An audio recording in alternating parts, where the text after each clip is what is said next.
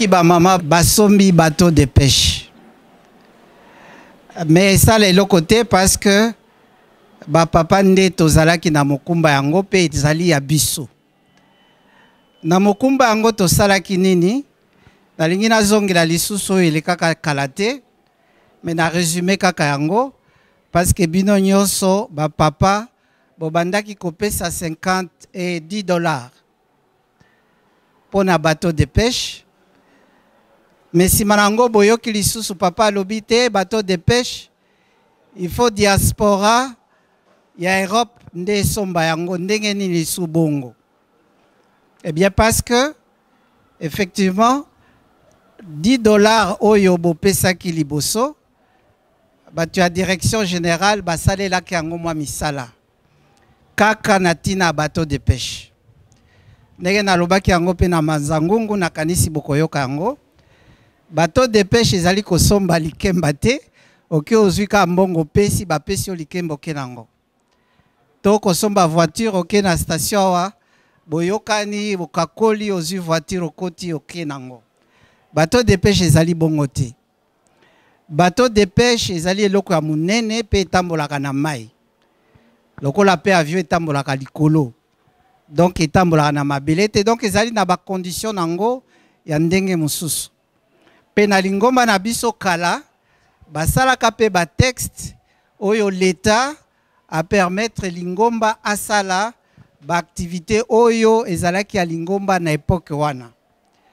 Kasi na ba activité wana bateau de pêche ezalaka na quantité. Donc il fallait donc qu'on négocie nano na l'État pour que l'État andima que lingomba ekoki kozala na bateau de pêche pe l'État andimi yango pe ba texte wana ba changer yango pour que l'État pour que lingomba ezala capable to ezala sikoyo autorisé kosomba bateau de pêche. Pona yango ba ministre bazaki otambola tambola soki papa yawa ko recevoir bango soki bake na kamba a recevoir bango pour ba négocier pe ba yokanaki bato pe apaki atie bango na contact pour na makambo yango. Bazwaki pe délégation ministère bakendaki tina Mwanda pour na kotala pe esika nini bato yango kozala. Activité nyonso wana na kanisi nde yango ba 10 dollars wana bozalaki kosalela basalelaki na kati na yango. Ba détail mosusu bien sûr bango baza nango direction générale ekoki opesa bino ba détail penza makambo yango ndenge basalaki. Alors papa monaki ke kosimba penza bongo te po ba activité belé na ba contact nyonso wana ezalaki penza kopesa moi kokoso na kati évolution. Ndi alobaki autant a confier kosomba bateau de pêche na bana na ye baza na poto. To sepelaki pe atiaki commission. Ngai papa Sadiki nazali membre ya commission wana. Pe na kati ya commission nazali na rôle ya secrétaire. Liboso na ya tosololaki na bandeko, président na vice-président, tosololaki pe na ba papa nyonso ba président ya paki Europe. Pe batindaki ngai balobaki na ya pour que na koka ko expliquer likambo tozana yango pe difficulté ni tozana yango pe nzela nini tokoki kokende. Rapport tosalaki yango na mois ya février. L'air papa utaki Brazzaville na lobano liboso les papas zaki na Brazzaville na kati saki pe kuna na salaki moi rapport yango boyokaki babandi kolobela makamba bateau de pêche ko rappeler ba ndeko ya poto pour que ba pesa ba contribution na bango mais ezalaki pe kaka suffisante yango to bandaki ko sala ba recouvrement na poto mais avant to sala recouvrement beaucoup de kambongo te soki boyebi pri eloko bozo sombati. Alors to salaki ba contact na bateau ba tekisaka ba bateau de pêche. Ezala ba privé, ezala ba concessionnaire, ezala ba particulier to ba banani ba armateur ndenge na ndenge. To zwaki ba offre to ponaki à fonction ya ba condition tozalaki kozwa à partir ya ba conseiller technique na biso bato basi basala na kati ya bateau de pêche bato yo pe basi basali basi bazalaki conducteur bazalaki pe ba président ba société ya bateau de pêche bapesaki biso ba conseil technique na ndambo biso toyebaki alors tokendaki kopona bateau mibale bateau moko ezalaki ya sika pona kosomba yango il fallait kokokisa au moins 1/3 ya mbongo lorsque bokokisi 1/3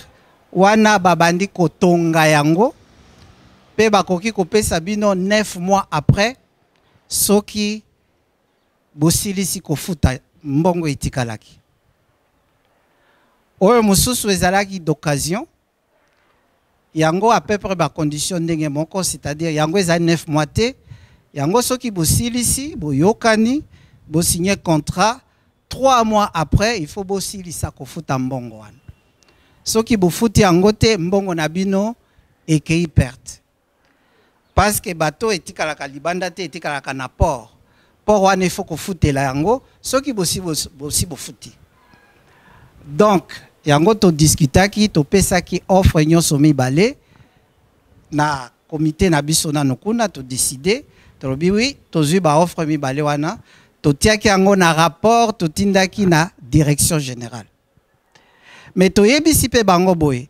compte tenu na ba condition ndenge ezali soki tozeli kaka ba diaspora ya poto nde basomba to ko remplir ba condition wana ti parce que ba papa bapesaka mbongo facilement pa ba mama baza kobeta biso mikonyos na tintsani mais biso mbongo bakolo mbongo tostiaka mbongo te à la fin donc tolobaki boye tomeki kosala inventeur pe tolobi non to proposer na direction générale que ezala sikoyo kosomba bato ezala ba papa nyonso ya mokili parce que ba mama atandeke bakokisaki yango basalaki pe ba mama nyonso ya mokili ba yebisaki biso na direction générale balobi papa lobaki apaki diaspora mendeni toko changer yango biso tolobi te aza tata na biso bokende pa na ye bo présenter problème akoki koyokela biso basalaki yango pe bakendaki papa andimaki topesaki ba alternative mais na le 20 mai bandeko pe bayokaki likambo yango pe bandimaki balobaki bon il faut sikoyo toluka ndenge nini toko répartir yango na ba nation nyonso tu parce que toyebaka biso moko ke ndenge nalobaki eza kosomba makemba te tokosomba fufu te soki tosombi bateau de pêche aloba nano ava tosomba o nyonso wana ya liboso tokoki kobenga yango na français faisabilité à projet eza faisable to négocier na gouvernement tozwi fait vert ndenge wana ya mibale donc kosomba yango na ba kunango na kozongela après kosomba il faut koyeba lere koya banani bakosala na kati il faut bazala ba oyo basi basala na bateau de pêche ezali ndenge tokendeke kosala na ndobo te to ndenge tosalaka na nzela bandundu te to bien nzela ya Équateur wana ezali kosala na ba machine pe bokosala pile musu na butu donc tokoti na ekofanda wapi bateau yango soki esombami donc il faut port tolandaki pe awa l'air papa zalaki awa ezalaki ke bandeko moko côté ya Bakongo bapesaki ye terrain tokosalela mais terrain ezana no matiti tolandaki pe ba image babandi kobongisa place yango mais il faut ko construire il faut ko tonga pe yango ezali pe na bakunango simana yango ezali que soki bosali bokotia ba dépôt na kati ya port wana ya ba chambre froide moko ya minene pour l'air mbiseye il faut ekota kuna pe il faut bozala ba chambre na ba camion oyo ezali lokola ya ba chambre froide des otambola boko tuzwa na kati botie na kati pe il faut ko distribuer yango ba bisika pe boko distribuer yango na ba wenzete boko distribuer yango peka na ba dépôt na ba mboko bolingi ko distribuer yango soit Kinshasa soit Matadi soit Mbanzangungu soit Kwilu soki wapi bisika nyonso kaka oyo kozala prévu pona likambo yango. Alors donc on est à quatrième étape. Troisième étape ezali ya port. Sikoyo tozali donc na problème ya kosomba. Première étape na lobi to lobelaki makambo ya l'État. Wana ekendeke pe malembe l'État ba signer ba papier mais côté wana basi bayokani basi bake ko inventorier basi bake kotala place koki kozala pe ba condition wana ici ezali déjà rempli na kati entre Lingomba na l'État na biso. Alors pour na masuwa totindaki ba offre pe tolakisaki yango na kati ya rapport na biso na direction générale balobi non eza bien ba prix yango mibale topesaki bango après siko l'air na yaki na komaki soki le 21 après na kati sikuna na kuti bandeko bazaki déjà ba discussion pe ba direction générale epesaki déjà rapport ndenge tolobaki pe bango bazwaki compromis yango ezaki kitoko ndenge pe kaka to proposaki yango ezaki malamu mingi mais il fallait qu'on décide entre babato mibale wana ya wapi to kosomba nga lobaki biso to ko décider te to ke nangwe papa fu mwa longo ye moko a décidé yango to kindaki nango amemelaki na ba image amoni yango nyonso tu après aponi alobi ngai na kozwa oyo soki tozwi wana sikoyo yango ba papa mopepe batikaki biso kuna le tozwaki yango nde sikoyo tosanganaki isu na direction générale tolobi bon ndenge sikoyo tozwi oyo kuna yango ezali boye sikoyo na kuwana ndenge nalobi naopesaka exemple bokosomba yango ezali 100 euros. On appelle ça exemple. Et ça, 100 euros. Et qu'on fait dans la portée, donc il faut directement qu'on transporte en go. Les beaucoup transporter en go, il faut un spécialiste, au bas le équipage, il faut y en go. Équipage il faut qu'on foute à bango. Banda bako takunati bako komawa à peu près tolo ba 4 semaines. Ti bako koma na mwanda 4 semaines. Bamindele mi baleto misato bakozana kati après tolobaki il faut pe batuna biso bako taper na kati pour que babanda ko apprendre sur le terrain ndenge nini machine yango ezali ko fonctionner nyonso wana ekosenga mbongo wana ya kofuta bamindele wana ko leisa bango ko salela bango ba assurance na bango parce que mundele soki azo sala ba pesa ke ba assurance ya malade ba assurance qui a commis chômeur ba benga kanga assurance chômeur biloko nyonso ana ba kotiela biso pe ezali kumo ko donner to si tu évaluer plus ou moins ndenge kozala ya bande ko pe ndenge ba okota na kati ti ba koma na mwanda mais bato yango ekotambolaka na maïté parce que yango etambolaka na carburant yango pe ezali ba 6 litres te to ba 30 litres te yango ezalaka ta ba 1000 litres ya carburant. Les moussous par 2 jours,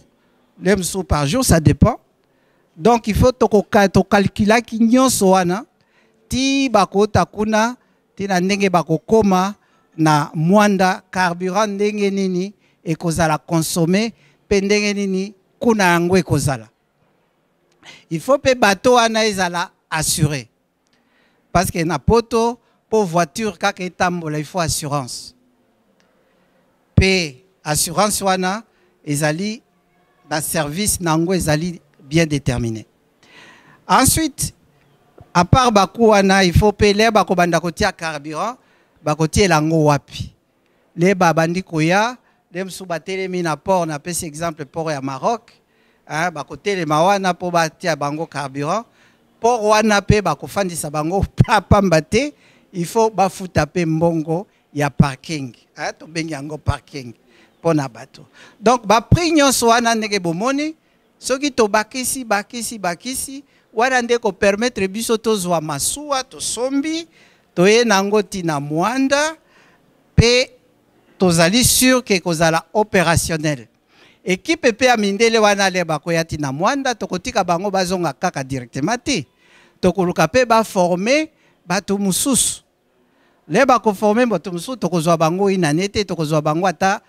4 mois ou bien ata 6 mois entre temps tozao sala ba démarche mususu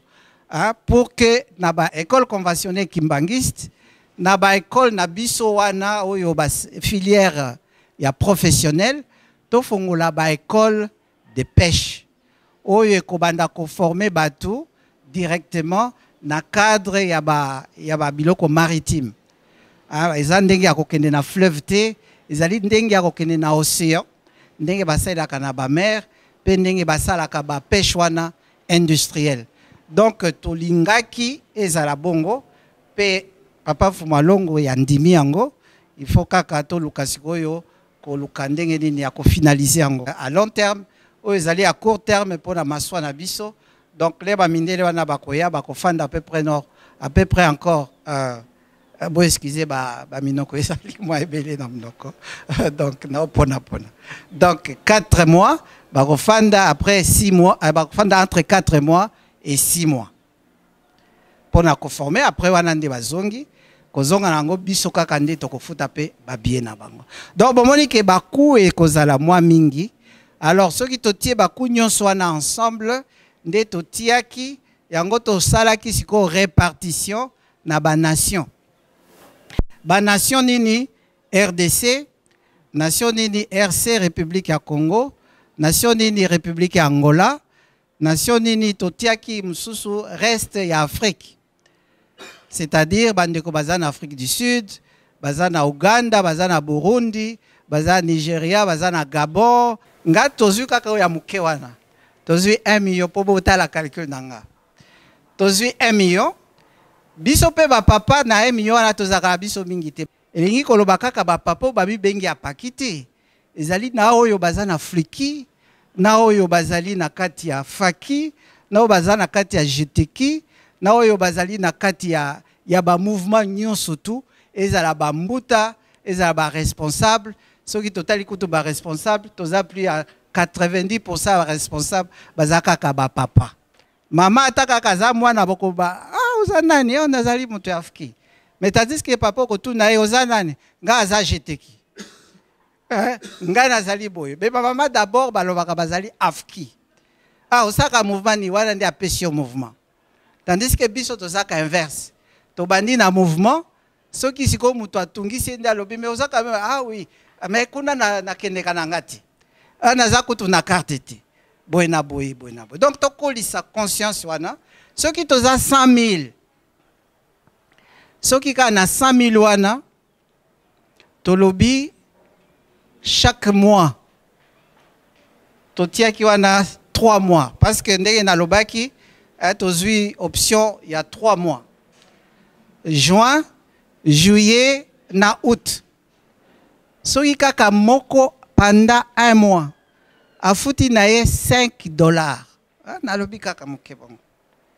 c'est-à-dire par mois déjà toza na 5 multiplié par 100 toza na 500 000 toloba $5 eza ebele totieka $2 tozali déjà na 200 000 par mois